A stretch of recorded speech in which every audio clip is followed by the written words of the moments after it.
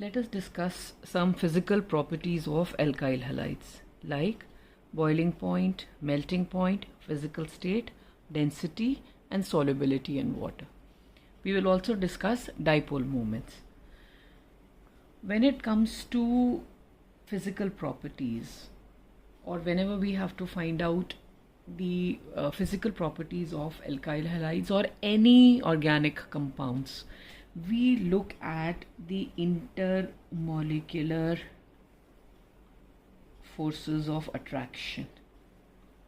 These we have discussed in states of matter in class 11. Different types of intermolecular force of attraction are van der Waals forces. We've done all these van der Waals forces, then we've done dipole, we've done dipole induced dipole, hydrogen bonding. So there are different types of intermolecular forces of attraction, and these forces are responsible for the physical properties of the compounds. When it comes to alkyl halide, let's start with the physical state. First property that we'll discuss is physical state. Physical state depend on, which means whether a compound will exist in solid state, liquid state or gaseous state, and that depends on the van der Waals forces. Van der Waals forces are attractive forces which depend on molecular mass, or they depend on surface area of the molecule. But the first factor is molecular mass. Lesser the molecular mass, lesser will be van der Waals forces and the compound will exist in gaseous state. क्योंकि अगर attractive forces कम होंगी तो particles दूर दूर होंगे and they will exist in gaseous state. More the molecular mass, more will be van der Waals forces and the compound will exist in liquid state or solid state. If the molecular mass is same, that means in case of isomers, if the molecular mass is same, then we see the surface area. So these are the two factors on which van der Waals forces exist. But when it comes to physical state, we see the molecular mass of a compound, which means lower alkyl halides, means alkyl halides with lesser number of carbon atoms having lesser molecular mass, they exist in gaseous state. Next ones exist in liquid state, and higher means the compounds alkyl halides having large number of carbon atoms and quite high molecular mass, they exist in solid state. So if I give you a question like CH3Br and I give you C4H9Br, and if I say C20H39Br, now you can see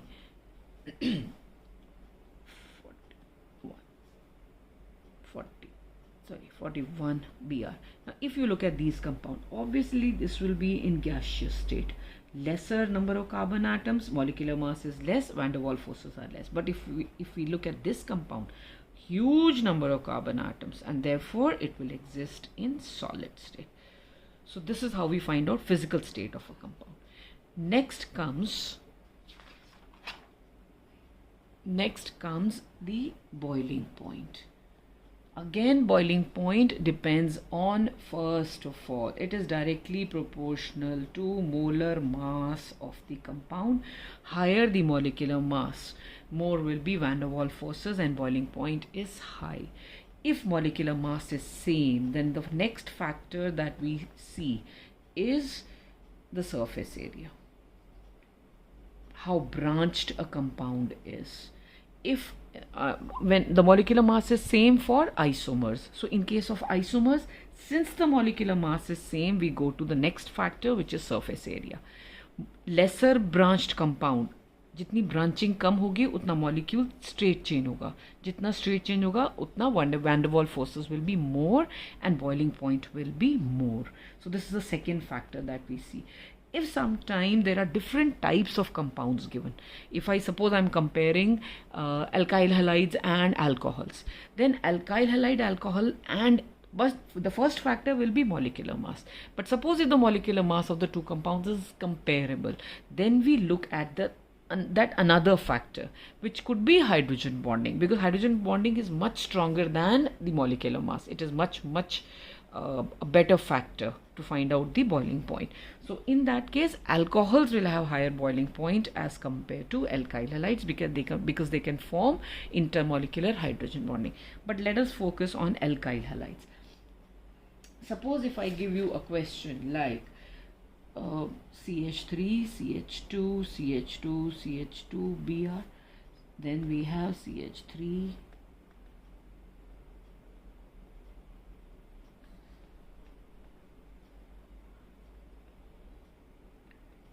suppose these three compounds, and I ask you to arrange them in the increasing order of boiling point. Now I can see the molecular formula is C4H9Br for all of them. They are isomers. Then what do we see? Since the molecular mass is same, we look at the surface area. Surface area means jitna branching kam hogi. This is highly branched. Ye less branch. There is only one branch here. There are two branches. There is no branch here. It's a straight chain compound. So this has maximum surface area. Therefore, maximum van der Waals forces, and therefore it will have maximum boiling point. And then comes this and this. So this is one question. Another question which is of your NCERT in-text question 10.6, first part. Bromomethane. Methane is CH4, one H replaced by Br is CH3Br. This is bromomethane. Bromoform. Now chloroform is CHCl3. So bromoform will be CHBr3. Then you have chloromethane. Now chloromethane is CH3Cl, and dibromomethane. Dibromomethane is this dibromomethane. Now you have been asked to arrange them in the increasing order of boiling points. Now all have one carbon atom, but the number of halogens and types of halogens are different. For example, CH3Br. Now when we look at such a question, then again you have to see the molecular mass. Why? Because the molecular masses are different. We look at the surface area only when the molecular mass is same. Now in this case, there are three bromine. See, fluorine, chlorine, bromine, iodine. Iodine has maximum molecular mass, atomic mass. Then Br, then Cl, and then F. So bromine has more atomic mass. So number of bromine atoms are 3, 2, 1, which means CHBr3 इसका molecular mass सबसे ज़्यादा होगा क्योंकि bromine का atomic mass ज़्यादा है और bromine 3 है, इसमें 2 हैं, so it will be CH2Br2. And then between these two, bromine has more atomic mass than chlorine, so CH3Br will have higher boiling point as compared to CH3Cl. So this is the order. This is what we have. And sometimes the same question can also be given, this one, as N-pentyl chloride, isopentyl chloride, neopentyl chloride. I've told you earlier also, these common names are very, very important. N-pentyl means it is 1, 2, 3, 4, 5 Cl. This is N-pentyl chloride. Isopentyl chloride is this. Iso group is this. Pentyl means 5 carbon atoms, so CH2Cl. And neo group is this. And chloride. So CH3, CH3, CH3, H2. Now if we have to arrange these in the increasing order of boiling point, obviously more branched, similar molecular masses, therefore we look at the surface area. Minimum surface area, minimum boiling point, because never write the reason as this is more branched and therefore this will have lesser boiling point. No, you have to write this has lesser surface area, therefore it will have lesser van der Waals forces. You always give answer to boiling point questions in terms of intermolecular forces of attraction. So lesser van der Waals forces, lesser boiling point, and this is the order. So this is for the boiling point. Third is melting point. For melting point, we just look at the symmetry of the compound. The more symmetrical a compound is, it fits well into the crystal lattice, and therefore it has high melting point. There is one question given in your NCERT back exercises that if you have orthodichloro, meta-dichloro and para-dichloro, out of these three, meta-dichloro has the highest melting point, which is around 323 Kelvin. And give reason for this. The reason is because this compound is highly symmetrical, and you always give the same answer for melting point. Since it is more symmetrical than these two, therefore it fits well into the crystal lattice, and therefore it has high melting point. Fourth property is density. When it comes to density, see, density is mass by volume. We assume, and it is a fact, that volume of the compounds doesn't change too much with the number of carbon atoms, but mass does. So volume almost remains the same. So for density also we see the molar mass. More number of carbon atoms or higher the molecular mass, more will be the density of the compounds. It is just like boiling point that we've done. Last is solubility in water. And solubility in water, now this is a very important question which is asked very frequently. The question is, we know alkyl halides are highly polar compounds because halogens are highly electronegative. They pull the electron density towards themselves.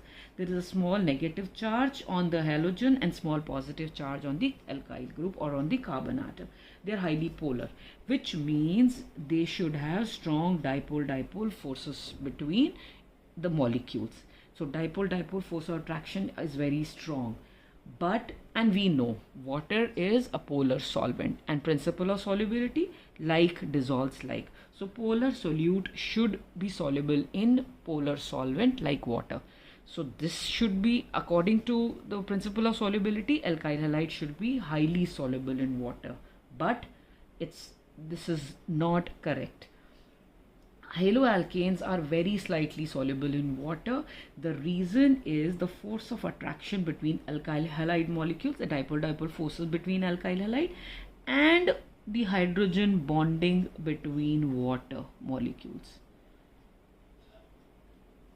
They are very strong, and they are so strong that when you mix these two, the force of attraction between alkyl halide and water molecule is much lesser.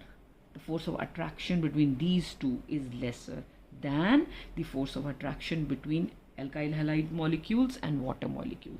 So you need more force to break these first, and then the force of attraction which exists between these two is much lesser. So that doesn't happen, and therefore alkyl halides are very less soluble in water. So these are the physical properties, and we have lots of questions on this in the NCERT.